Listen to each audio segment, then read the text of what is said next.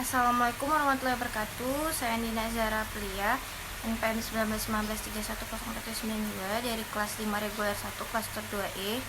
Di video kali ini saya akan membahas tentang simulasi menginput PPH 21 pribadi. Berikut video pembahasannya. Yang pertama, kita install ESPT PPH pasal 21, kemudian klik database. Membuat database bisa merename database yang ada sesuai nama perusahaan atau mengcopy database dan disimpan pada folder sama, kemudian baru merename sesuai nama perusahaan. Setelah itu kita klik program ESPT PPH pasal 21. Lalu klik pilih database, kemudian pilih DB. Setelah itu login ke database dengan mengisi username dan password. Lalu klik login. Berikutnya pengisian NPWP, kemudian klik simpan. Lanjut pengisian profil WP dengan mengisi NPWP, nama, alamat, nomor telepon, email, NPWP penanda tangan, nama penanda tangan, NPWP kuasa, nama instansi, dan NIP, kemudian klik simpan. Lanjut input data di ESPT PPH pasal 21. Berikut ini ada data-data yang perlu dipersiapkan untuk referensi pegawai dan juga ada data-data yang perlu dipersiapkan untuk membuat ESPT. Berikutnya input referensi penerima penghasilan atau repartner. Klik referensi, kemudian klik bukti potong, lanjut mengeklik penerima penghasilan. Nah, di sini kita disuruh mengisi NPWP, NIK, nama, alamat, kode negara, pencarian, dan nilai untuk nama penerima penghasilan. Berikutnya ada input referensi pegawai A1 atau A2. Klik referensi, kemudian klik bukti potong. Berikutnya klik pegawai A1 seperti pada tampilan di gambar ini. Kemudian kita disuruh mengisi NPWP, NIK, nama, alamat, jenis kelamin, status, tanggungan, jabatan, kode negara, pencarian, dan nilai untuk NPWP nama pegawai A1 tadi. Berikutnya membuat SPT masa PPH pasal 21.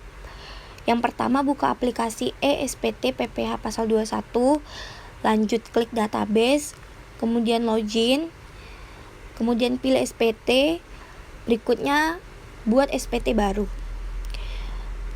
Masukkan masa SPT yang akan dibuat seperti pada gambar di sini. Kemudian input pemotongan PPH pasal 21 pegawai tetap bulanan di masa yang sudah ditentukan tadi seperti gambar ini. Lanjut pilih tambah. Kemudian input pemotongan PPH pasal 21 Februari untuk pegawai tetap sesuai data yang tersedia dan simpan. Berikutnya kita disuruh mengisi nama, NPWP, kode objek pajak, jumlah penghasilan bruto, PPH dipotong, kode negara domisili, kemudian klik simpan. Berikutnya input pemotongan PPH pasal 21 tidak final untuk pegawai nomor yang sudah ditentukan tadi seperti gambar yang di sini. Kemudian input pemotongan PPH pasal 21 tidak final untuk masa Februari bagi pegawai nomor yang sudah ditentukan tadi sesuai data yang tersedia dan simpan. Lanjut input pemotongan PPH pasal 21 final bila ada.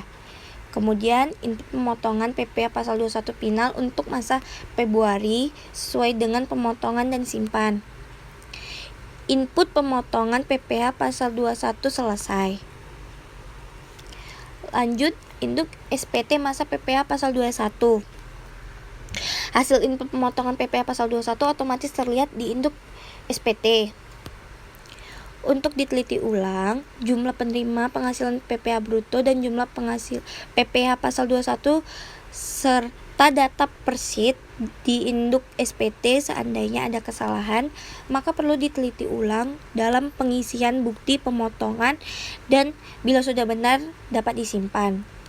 Untuk lokasi ditandatangani SPT, sheet E, pernyataan dan tanda tangan pemotong diinput secara manual.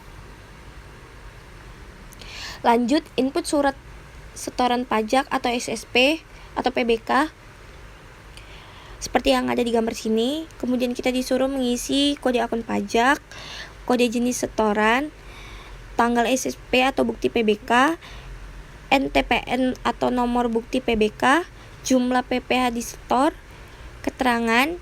Setelah semua SSP diinput, selanjutnya buka induk SPT, kemudian simpan dan cetak. Berikutnya ada pelaporan SPT pada masa PPh pasal 21, cetak CSP.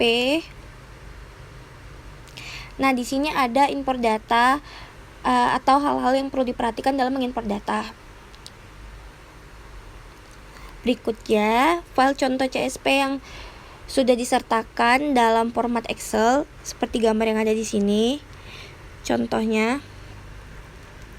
Begitu juga import data bukti potong lainnya, BPA2, BP final, BP tidak final, SPT masa yang dimaksud di SPT dalam keadaan dibuka kecuali untuk import data repartner dan rep pegawai A2.